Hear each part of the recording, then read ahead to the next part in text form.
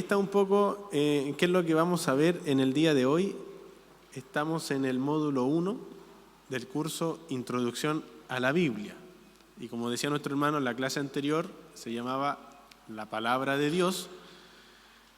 Y la segunda clase, como bien decía, se llama El Canon de las Sagradas Escrituras. Palabra que algunos conocemos, que a veces escuchamos, que a veces hablamos, pero en verdad es un poco desconocida para nosotros. Así que esta clase va a girar en torno principalmente a este título, el Canon de las Sagradas Escrituras. Vamos a ver qué significa el canon, de qué estamos hablando. Vamos a ver principalmente, hermanos, cómo llegamos a tener lo que hoy día tenemos en nuestras manos, que tiene mucha relación con la clase anterior y que también es un antecesor de la clase que viene. Como bien decía nuestro hermano, la principal idea que nos quedó en la cabeza de la clase anterior es lo que dice ahí, ¿cierto? Que el Señor se ha revelado a nosotros de manera especial a través de su palabra por medio de Jesucristo. ¿Amén? Dios se ha revelado a nuestra vida de manera especial a través de su palabra, y la perfecta revelación, la principal revelación, y como lo dice Hebreos, ¿cierto? Que Dios, habiendo hablado de muchas maneras, hoy día nos ha hablado por el Hijo. Y entonces, la pregunta que nos hacemos y que me hacía yo al tratar de pensar en cómo introducir la clase, si nosotros tenemos la convicción, si nosotros estamos seguros de que Dios nos ha hablado por medio de su palabra, la pregunta que yo me hago y que vamos a iniciar esta clase es cómo nosotros podemos entonces estar seguros de que lo que tenemos en nuestras manos es verdaderamente la palabra de Dios. Si yo estoy convencido de que Dios escribió su palabra, si yo estoy convencido de que Dios nos habló por medio de su palabra, la pregunta que sigue es, bueno, ¿cómo yo puedo estar cierto, convencido, seguro de que lo que tenemos en nuestras manos es la palabra de Dios? Y vamos a tratar de desarrollar la clase en torno a esta idea. Vamos a ver, mis hermanos, cómo se desarrollaron los diferentes libros de la palabra de Dios. La verdad es que hay mucha información. Vamos a tratar de centralizarnos en la que nos interesa. Vamos a ver la conformación del Antiguo Testamento, del Nuevo Testamento, qué criterios se aplicaron, etc. Aquí nosotros tenemos un versículo que va a ser nuestro versículo central de la enseñanza del día de hoy, que lo escribió el apóstol Pedro en 1 de Pedro 1:20, 21. ¿Alguien lo quiere leer para todos? Yo le paso el micrófono. Dice lo siguiente: entendiendo primero esto, que ninguna profecía de la Escritura es de interpretación privada, porque nunca la profecía fue traída por voluntad humana, sino que los santos hombres de Dios hablaron siendo inspirados por el Espíritu Santo. Amén. Ya. Tenemos entonces este primer versículo, estos dos versos de la segunda epístola universal de Pedro, que nos demuestran la verdad principal que está detrás de la palabra de Dios, que los santos hombres de Dios fueron inspirados. Término central y que nos va a quedar, pero hoy día rebotando en el cerebro, la palabra inspiración. Esa es la centralidad de lo que hoy día nosotros tenemos como palabra de Dios. ¿Por qué hoy día tenemos esto como palabra de Dios? Porque aquí hay libros que fueron inspirados por Dios. La inspiración, hermano, es lo que determina que un escrito sea palabra de Dios o no. Si no es inspirado, no es que sea malo, no es que sea dañino, simplemente que no puede ser considerado como autoridad, autoritativo. Aquello que es autoridad, aquello que es autoritativo para la vida del creyente es la palabra de Dios, aquellos libros que fueron inspirados por Dios. Ahora, nosotros tenemos en nuestras manos, le vamos a llamar un libro. ¿Cómo se llama? Biblia. El mío se llama Santa Biblia. No sé si el de usted dice también así, Santa Biblia. ¿Por qué? Porque la palabra Biblia, si uno lleva al origen, la palabra Biblia simplemente significa libros. No vamos a entrar en la etimología y todo eso, pero significa libros. Entonces, ¿por qué los padres de la iglesia, cuando conformaron estos 66 libros, ellos dijeron, a esto no le podemos poner simplemente un conjunto de libros? Y le agregaron la palabra santa. Los libros que están dentro son de carácter sagrado. No son igual que cualquier libro. Si su Biblia no dice la palabra santa, vaya a la librería, cómprese una que diga Santa Biblia. Y nosotros tenemos entonces la Santa Biblia, que para nosotros es un libro, pero en realidad la Santa Biblia es una colección. Es una colección de muchos libros inspirados por Dios. ¿Cuántos son? ¿Cuánto? 66 libros inspirados por Dios. Y esto es importante, hermano, porque si uno se pone a investigar, y no vamos a entrar en detalle, pero por ejemplo la Iglesia Católica tiene, le vamos a llamar como ellos le llaman, tiene una Biblia que tiene más de 66 libros, hartos más. Por eso es importante lo que estamos aprendiendo, porque hay otros que sostienen que esos libros también son autoritativos.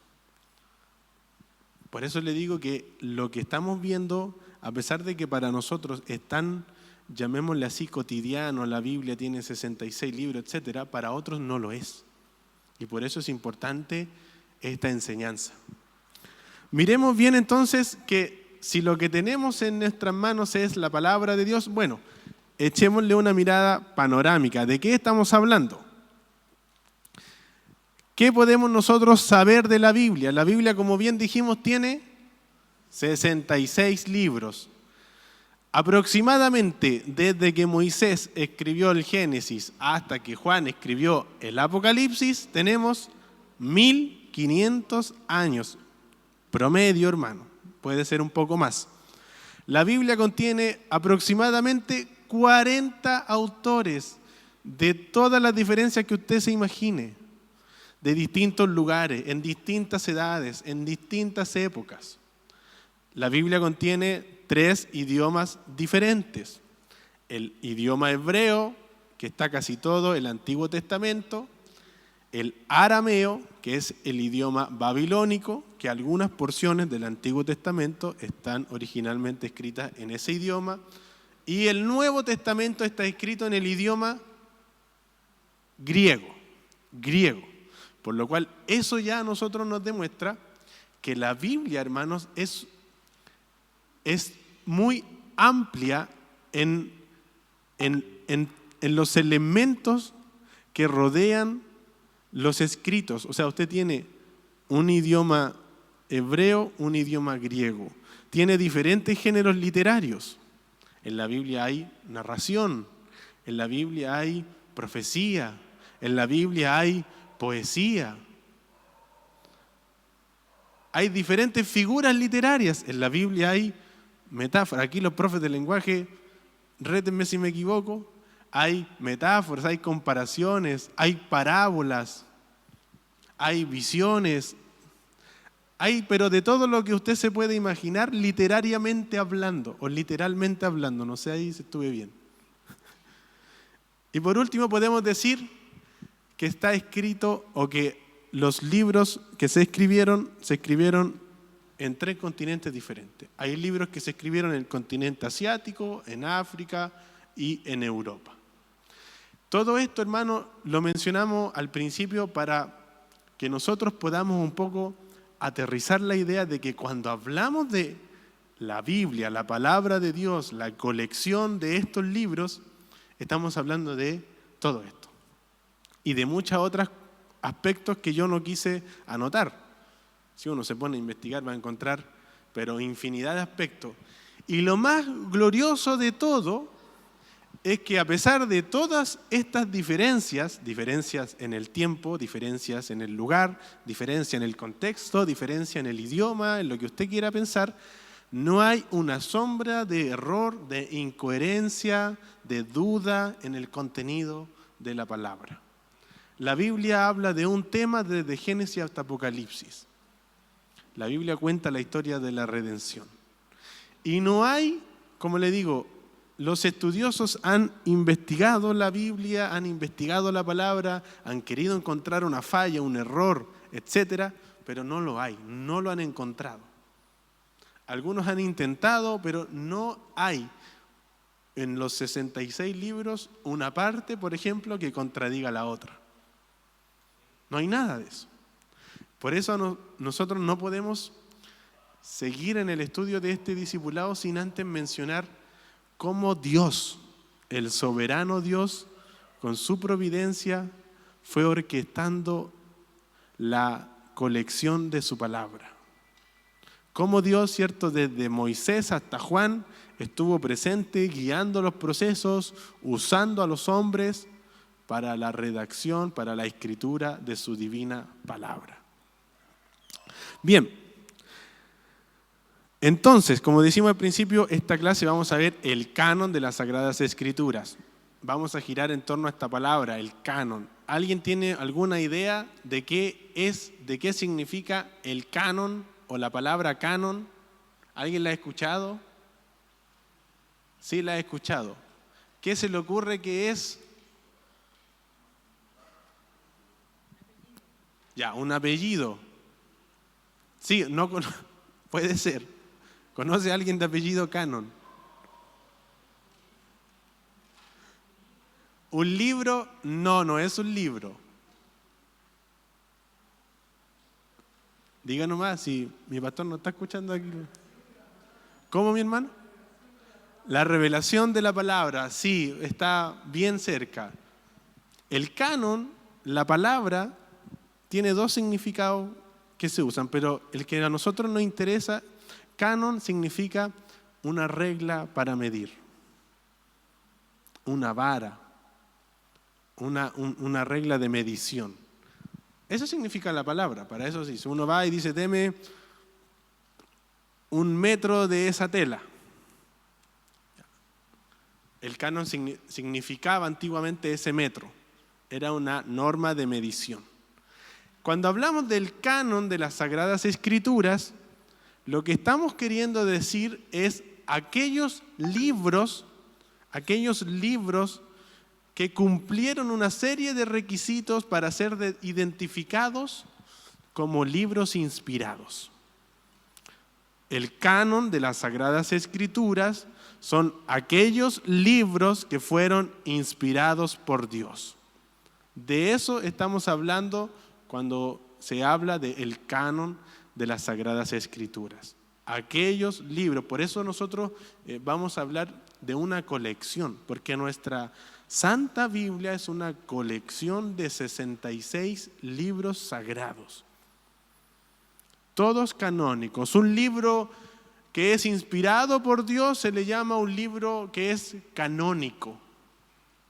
Un libro que es inspirado por Dios es un libro que tiene canonicidad.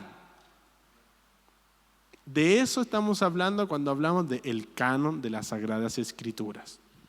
Ahora, veamos cómo, de alguna forma, para poder entender cómo fue el proceso de redacción, de escritura de la palabra de Dios. Aquí yo más o menos traté de graficarlo, como lo decía el pasaje que leímos.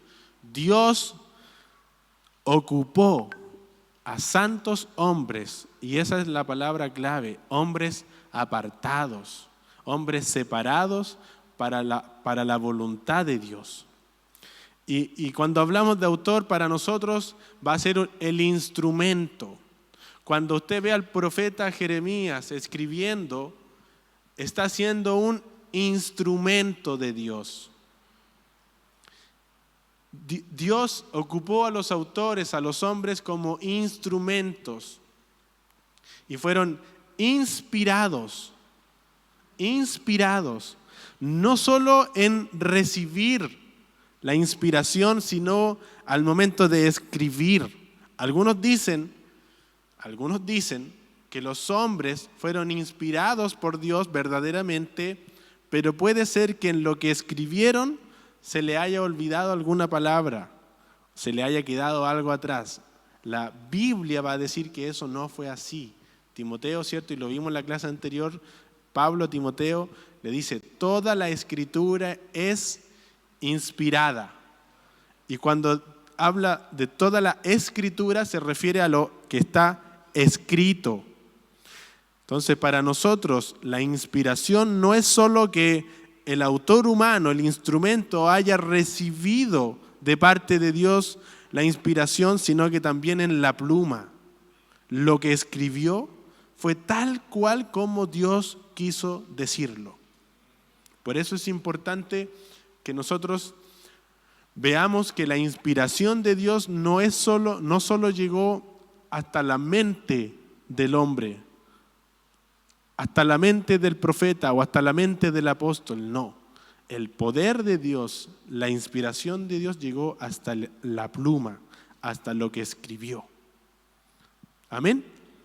Entonces Dios ocupó, ¿cierto?, como instrumentos a hombres apartados para esta labor, los inspiró y del producto de eso fue un libro inspirado. Por supuesto, cuando nosotros pensamos, por ejemplo, en el apóstol Pablo escribiéndole a los corintios, el apóstol Pablo está siendo inspirado por Dios y probablemente él lo reconocía por su llamado apostólico, pero él era consciente, no estaba en un éxtasis, no estaba en una visión. Él estaba escribiéndole a los corintios porque sabía que en Corintios había ciertos problemas. Detrás de eso estaba el soberano Dios usando a Pablo y su pluma, inspirándolo para escribir su palabra sagrada.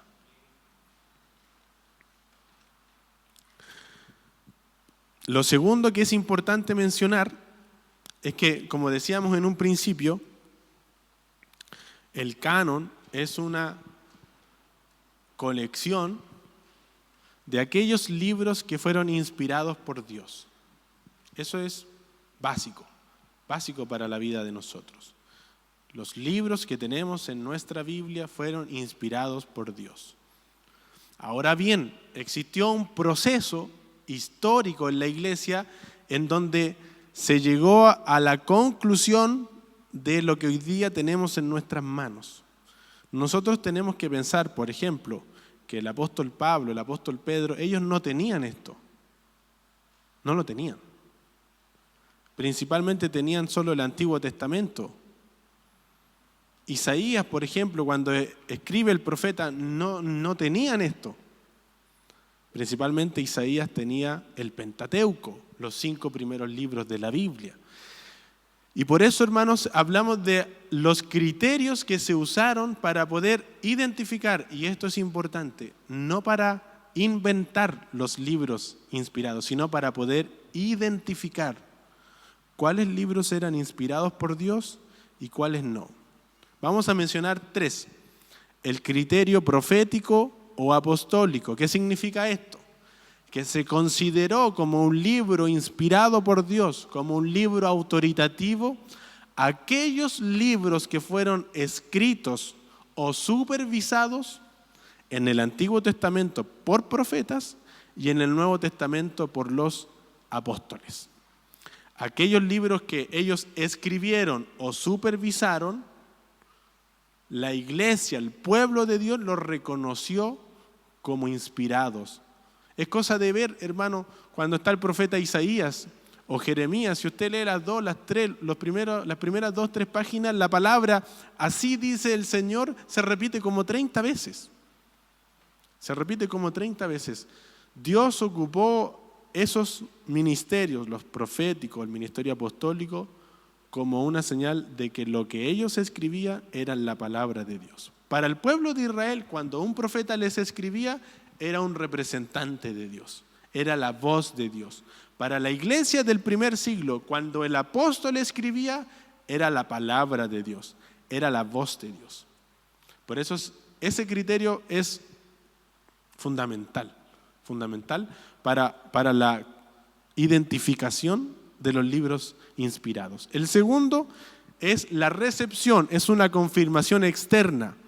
Muchos pueden haberse parado a decir, yo soy un profeta de Jehová. Muchos en el primer siglo se pueden haber parado a decir, yo soy un apóstol de Jesús. Pero la confirmación que le daba el pueblo, la iglesia, también era un criterio importante. El pueblo de Israel en el Antiguo Testamento conocía muy bien a los que eran profetas. Los reconocía, sabían quiénes eran. La iglesia del primer siglo reconocía la autoridad apostólica. Por eso muchos podrían, y en la historia existe, que muchos quisieron pararse y decir, yo soy un apóstol, esta es mi carta, considérenla inspirada. Pero la iglesia no la recibía, porque no era un apóstol. Por eso este segundo criterio también es importante y se usó para identificar a los libros que eran inspirados. Los profetas fueron recibidos sus palabras como palabra de Dios en el Antiguo Testamento. Los apóstoles, sus cartas, fueron recibidas por la iglesia como palabra de Dios. Entonces es la confirmación externa del pueblo de Israel en el Antiguo Testamento y de la iglesia en el Nuevo Testamento. Y por último, el tercer criterio para poder identificar estos libros es la coherencia histórica y doctrinal. Pero este criterio se usó más bien para descartar aquellos libros que no eran inspirados por Dios. Por ejemplo, hay una carta que es del siglo II después de Cristo, 200 años después de Cristo. Y en la carta, no recuerdo el autor, pero en la carta dice algo así: y yo estuve con el apóstol Juan. ¿Por qué no se consideró? Porque ahí hay un error histórico. Porque al momento del segundo siglo, Juan no estaba vivo. Por eso este tercer criterio se usó más bien que no para identificar libros, sino para excluir aquellos que no lo son. Si un libro en el Nuevo Testamento contradice algo del Antiguo, no. Si un libro del Antiguo contradice algo del Pentateuco, no es inspirado. ¿Por qué, hermanos? Porque el pueblo de Israel y la iglesia reconocían algo importante en la palabra de Dios que lo vamos a ver en las clases siguientes, y es que es infalible, inerrante. La palabra de Dios no tiene fallas, no tiene errores, no tiene incongruencias, incoherencias. Entonces, si llegaba un libro que alguien decía, este libro es inspirado, y los estudiosos de la época, los teólogos de la época revisaban su contenido y decían, por ejemplo, es de los libros apócrifos, uno de los libros decía que la salvación no es solo por la fe, hay algunas obras que ayudan a la salvación del pecado. Entonces, cuando los estudiosos llegaban a eso, su conclusión era obvia: no, este libro no es inspirado. ¿Por qué? Porque contradice una verdad. ¿Cuál verdad? Que la salvación no es por obras. Entonces, estos tres criterios, hermanos, es importante y fueron realmente valiosos en el momento en que se realizó la consolidación, llamémosla así, la formalización de la Santa Biblia. El criterio profético, apostólico. Por ejemplo, ¿por qué hablamos no solo de que los escritos de los apóstoles eran considerados inspirados por Dios, sino también aquellos que ellos supervisaron? Por ejemplo, el Evangelio de Lucas. Lucas no es un apóstol, no lo es. ¿Por qué entonces está en la Biblia como un libro inspirado por Dios. ¿A alguien se le ocurre? Lucas no era un apóstol. Era un escritor, sí, era un médico también, pero hay algo que revela la palabra y que la iglesia del primer siglo reconoció, y es que Lucas era un íntimo colaborador del apóstol Pablo. Y el Evangelio de Lucas no tiene la autoría del apóstol Pablo, pero sí tiene la supervisión. Entonces, cuando se conformó el Nuevo Testamento, los hombres determinaron que no solo los libros que escribían los apóstoles eran inspirados, sino aquellos que ellos también aprobaron. Por ejemplo, el Evangelio de Marcos. Marcos tampoco era uno de los 12. ¿Por qué está el Evangelio de Marcos? Porque Marcos era un íntimo colaborador del apóstol Pedro. Y el Evangelio de Marcos, por decirlo así, tiene el aval, llamémosle así, tiene el aval, la supervigilancia del ojo del apóstol Pedro. Por eso, por ejemplo, el Evangelio de Marcos o el Evangelio de Lucas son considerados libros inspirados por Dios, están en la palabra, es la palabra de Dios. A pesar de que ellos no eran apóstoles, pero fueron supervigilados por los apóstoles. Bien, vamos a revisar un poco, muy a la pasada, hermano, cómo se consolidó y se conformó lo que nosotros conocemos como el Antiguo Testamento. ¿Cuántos libros son del Antiguo Testamento?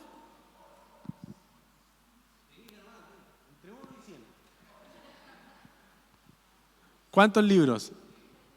¿Quién da más? 39. ¿Quién dice que sí? ¿Quién dice que no? ¿Son menos? ¿Son más? 38. ¿Cuánto? ¿Están mirando la Biblia? ¿Están buscando en Google alguno? 39 libros del Antiguo Testamento. 39 libros que tenemos en el Antiguo Testamento. ¿Alguien se los sabe? Hay que hacer una pregunta. ¿Alguien nos quiere decir los 30? Ya, el Diego. Ahí.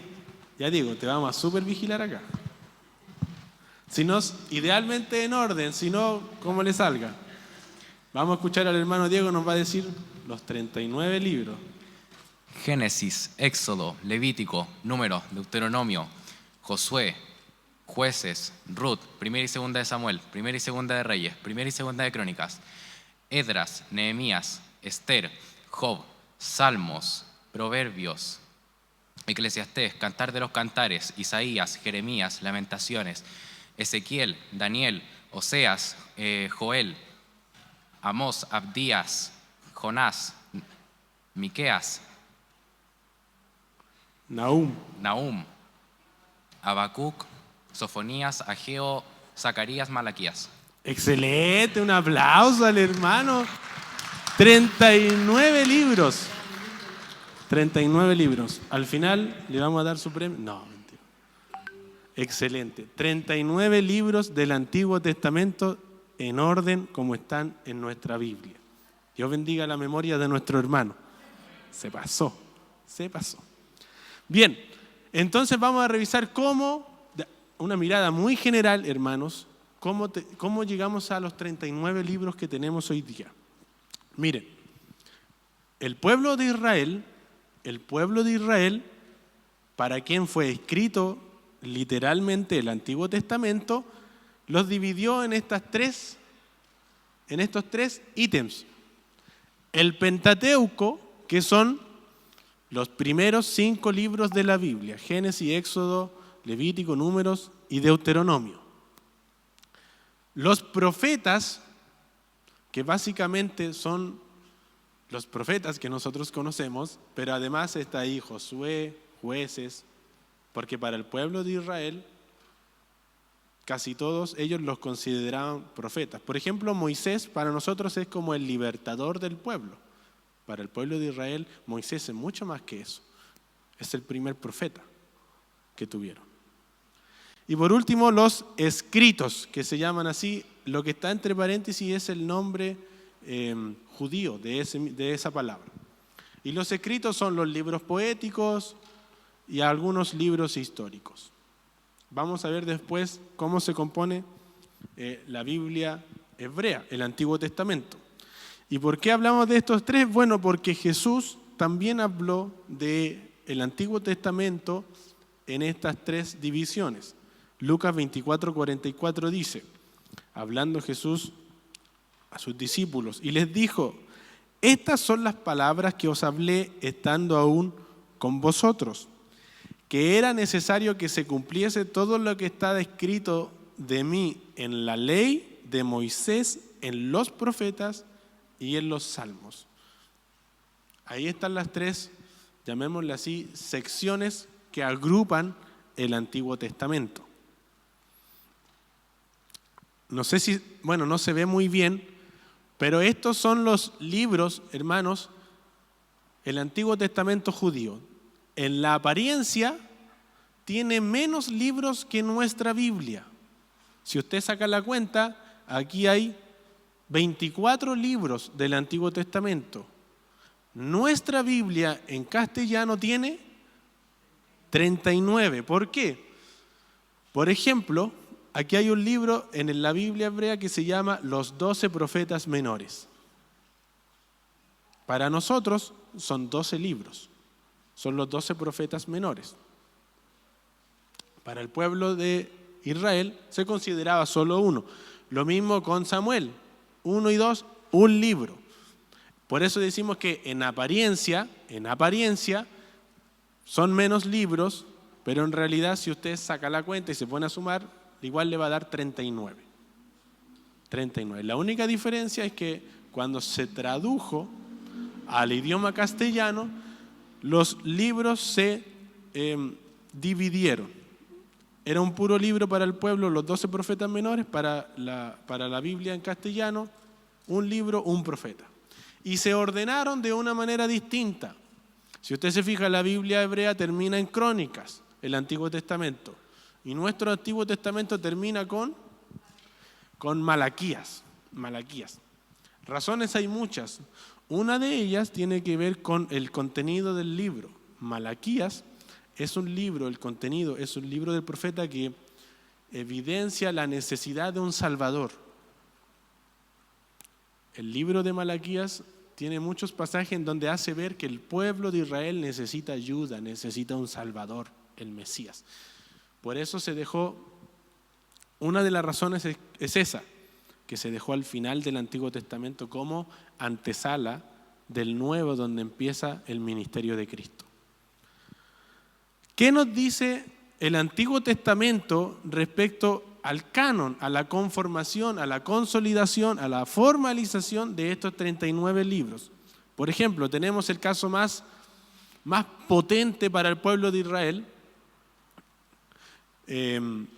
¿Por qué digo potente? Porque para el pueblo de Israel, hermanos, la Torá, el Pentateuco, los 5 primeros libros de la Biblia eran su base. Dice, el pueblo de Israel recibió la ley de Moisés, ¿cierto? Escrita por Moisés, y al momento en que Moisés la escribe, ya el pueblo la reconoce como la palabra de Dios. O sea, ¿qué es lo que dice Éxodo 24, versículo 7? Dice lo siguiente: y tomó el libro del pacto y lo leyó a oídos del pueblo. ¿Y qué dijo el pueblo? Dice, el cual dijo: haremos todas las cosas que Jehová ha dicho. ¿Qué evidencia esto? Que para el tiempo de Moisés, cuando se escribió estos libros, cuando estaba el pueblo en el desierto, ya el pueblo de Israel en ese entonces reconocía lo escrito por Moisés como palabra de Jehová. Palabra de Jehová. Y esto es importante porque, a diferencia del Nuevo Testamento, el Antiguo Testamento tuvo un proceso más natural. Iban los profetas escribiendo los libros, iba Dios llamando a los profetas, estos escribían los libros, la palabra de Jehová, y el pueblo la reconocía como palabra de Dios. Fue un proceso más natural. Por ejemplo, fíjese otra evidencia que nosotros encontramos en la palabra. Aproximadamente 1000 años después de que Moisés escribe el Pentateuco, estamos hablando del siglo, más o menos del siglo V antes de Cristo, está el sacerdote Esdras, que viene llegando del exilio babilónico. ¿Y qué es lo que dice la palabra? Esdras capítulo 7, versículo 23, dice: todo lo que es mandado por el Dios del cielo sea hecho prontamente para la casa del Dios del cielo. Y bueno, el capítulo 7 completo de Esdras habla de este tema, de la ley de Dios. ¿Y por qué lo mencionamos? Porque esto significa, hermano, que ya en el siglo V antes de Cristo, el pueblo de Israel tenía clarísimo lo que era la palabra de Dios. No existían dudas de que si esta era o no era palabra de Dios, de que si esto era o no era inspirado por Dios. Estamos hablando de Esdras, el sacerdote, de los últimos que tenemos testimonio en la escritura del Antiguo Testamento. Y esto significa, hermanos, para nosotros, que el Antiguo Testamento, a pesar de que no tenía una colección de los 39 libros, el pueblo de Israel los reconocía probablemente por separado, porque quizás en ese tiempo, estamos hablando del siglo V antes de Cristo, no existía la colección de los 39 juntos.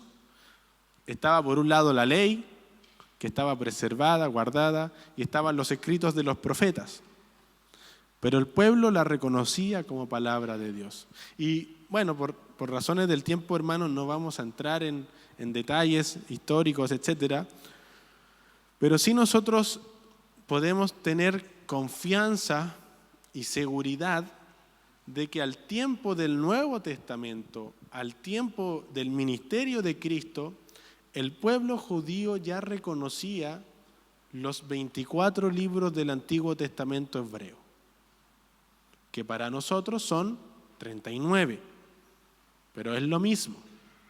Y esto es importante, hermanos, porque el Nuevo Testamento se desarrolló sobre la base de que el Antiguo Testamento ya estaba concluido, de que el Antiguo Pacto estaba cerrado. Si usted se pone a estudiar, hermano, la historia, usted va a encontrar que hay algunas personas que afirmaban que habían otros libros, etcétera, que vamos a ver un poco de eso más adelante. Pero lo importante para nosotros es que el pueblo de Israel, ¿y por qué hablamos del pueblo de Israel? Porque el Antiguo Testamento se escribió literalmente para el pueblo de Israel. Ese era el receptor, ese era el pueblo receptor principal del mensaje de Dios. ¿Y qué es lo que nos dice la palabra? ¿Qué es lo que nos dice si analizamos la historia? Que ese pueblo, que el pueblo de Israel, al momento del ministerio de Jesús, al momento en que Cristo viene a este mundo, ya reconocía el Antiguo Testamento tal y cual nosotros lo tenemos hoy día. Y esa es, a grandes rasgos, la conformación del canon del Antiguo Testamento.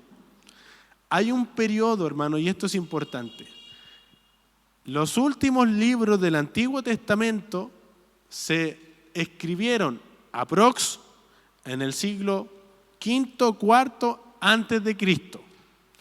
Lo que significa que desde el siglo IV hasta el nacimiento de Jesús no hubo libros inspirados por Dios. No hubo palabra de Dios. Ese proceso los estudiosos lo llaman como el silencio de Dios.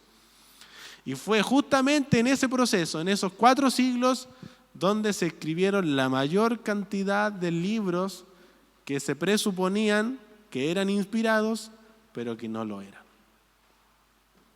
Y ahí están todos los libros que nosotros le llamamos apócrifos, que vamos a ver eso más adelante. Dicho sea de paso, estos libros que se escribieron entre el siglo IV y el nacimiento de Cristo, que no son inspirados por Dios, son aquellos libros que contiene, por ejemplo, la Biblia católica. ¿Sí? Ya. Entonces, vimos el canon del Antiguo Testamento.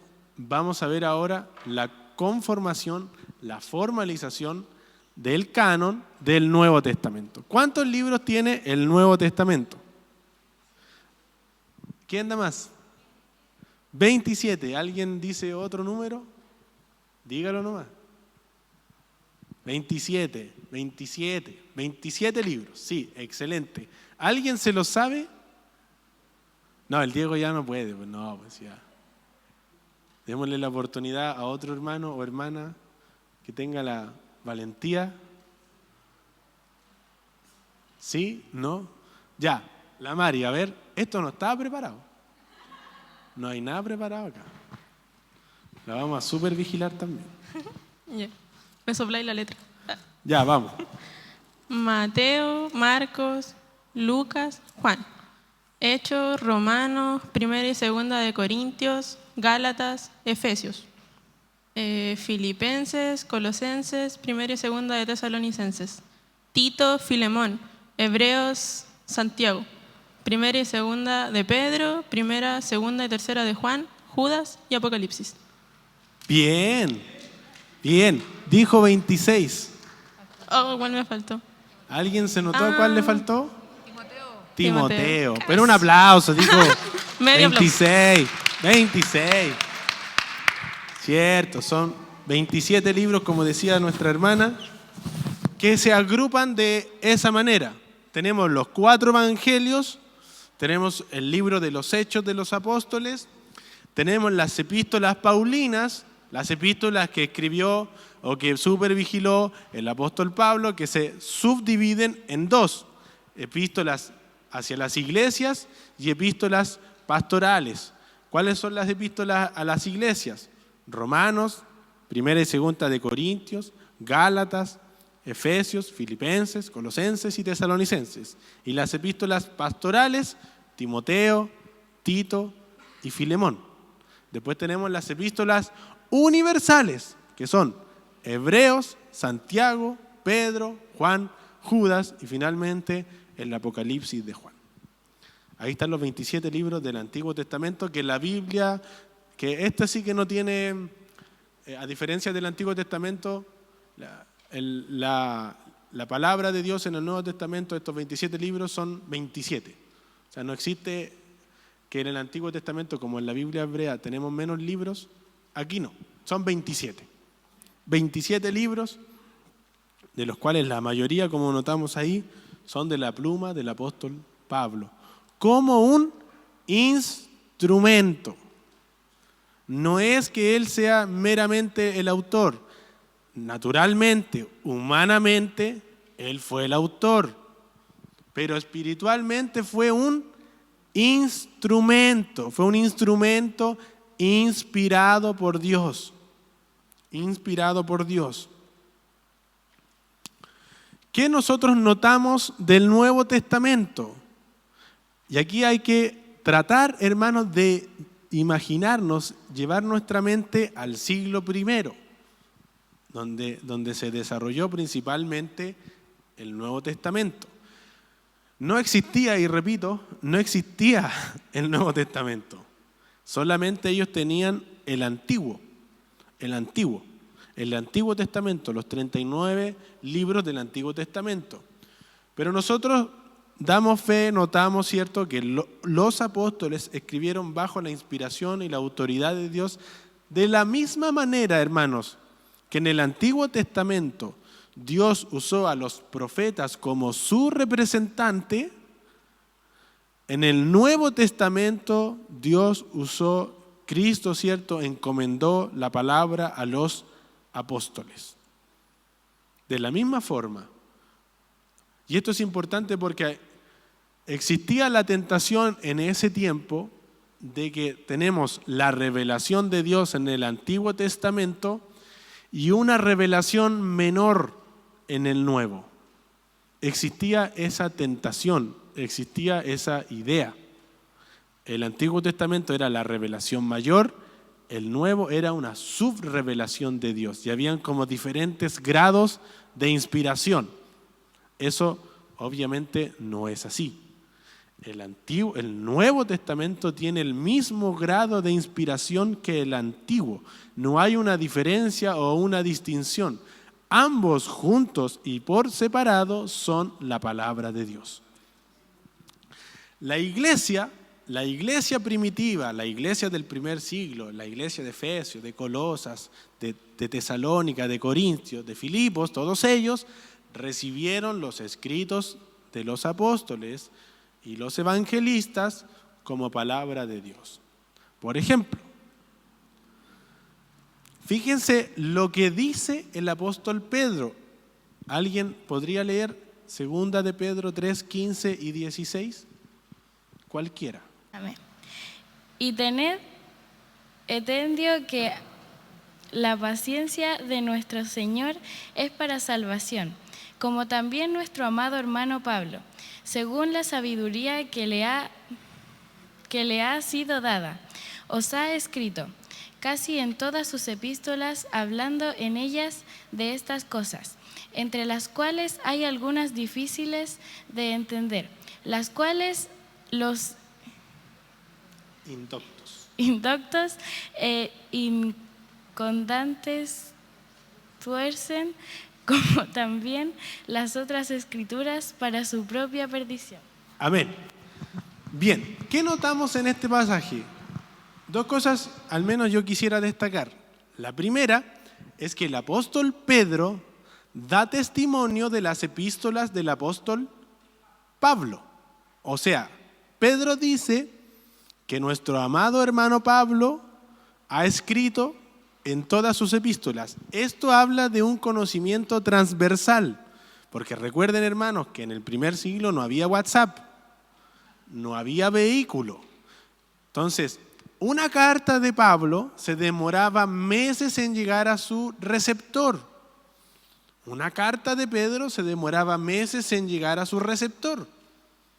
Por lo tanto, cuando nosotros vemos en esta palabra, notamos que había una transversalidad en el reconocimiento de las epístolas de Pablo. Y lo segundo importante, hermanos, es lo que dice acá, como también las otras escrituras, porque eso pone a las epístolas de Pablo al mismo nivel que las escrituras sagradas. Pedro reconoce las epístolas de Pablo al mismo nivel que las escrituras sagradas. Eso a nosotros nos da a entender que ya los apóstoles eran conscientes de que eran instrumentos bajo la inspiración de Dios. Sería muy distinto si el pasaje dice como también la escritura, porque ahí deja la epístola de Pablo bajo, en un nivel menor a la escritura. Pero la palabra dice, como también las otras, por lo tanto las equipara, las iguala. Otro testimonio que tenemos también en el Nuevo Testamento es cómo la iglesia recibió las epístolas de los apóstoles. ¿Qué dice, por ejemplo, Primera de Tesalonicenses, capítulo 2, versículo 13? Por lo cual dice, también nosotros, sin cesar, damos gracias a Dios, está hablando Pablo, de que cuando recibisteis la palabra de Dios, que oísteis de nosotros, la recibisteis no como palabra de hombres, sino según es en verdad la palabra de Dios, la cual actúa en vosotros los creyentes. La iglesia del primer siglo recibió, y es lo que hablábamos al principio de los criterios, el criterio de aceptación. La iglesia recibió, aceptó la palabra del apóstol como palabra inspirada por Dios. La iglesia recibió los escritos apostólicos como inspirados por Dios. Y de ahí, hermanos, se desarrolló, estamos hablando del primer siglo, y de ahí existieron harto tiempo que pasó hasta que llegamos a lo que ustedes están leyendo ahí, la formalización. Y esto es importante, la iglesia no creó el canon, la iglesia no creó los libros sagrados. Lo que hizo la iglesia fue simplemente reconocerlos.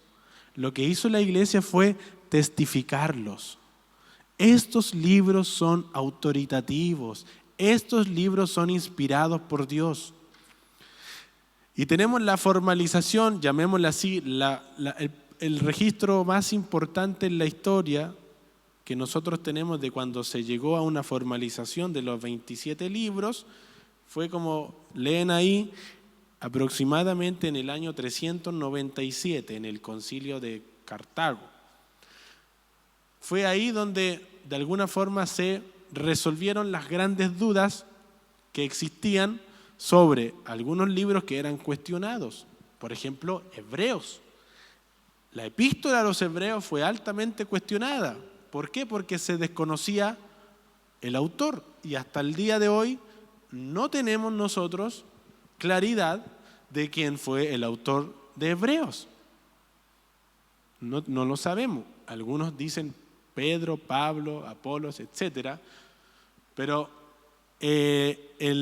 los padres de la iglesia, los teólogos, incluyeron a la epístola a los Hebreos porque no tan solo, como les decía, si bien se desconoce el origen, el contenido de Hebreos, hermanos, para el pueblo judío es altamente inspirado por Dios. Y la iglesia lo recibió como tal. Pasa lo mismo, por ejemplo, otro libro que fue cuestionado en el Antiguo Testamento, Esther. ¿Por qué fue cuestionado el libro de Esther? Porque no menciona la palabra Dios. Pero el relato del libro de Esther históricamente concuerda con el desarrollo del pueblo de Israel y además hay una evidente mano protectora de Dios en la historia del libro. Otro libro cuestionado, Cantar de los Cantares. ¿Por qué es cuestionado? ¿Por qué fue cuestionado Cantar de los Cantares? No estamos hablando de que se cuestionara que fuera malo, sino que se cuestionaba su inspiración. ¿Por qué se cuestionaba Cantar de los Cantares? Porque Cantar de los Cantares es un poema de amor. Es un poema de amor. Si usted lee, yo le digo, hermano joven, si usted está soltero, lea Cantar. Porque es un poema de amor. Pero, detrás de ese poema, detrás de esos escritos, hay una evidente voluntad de Dios en cuanto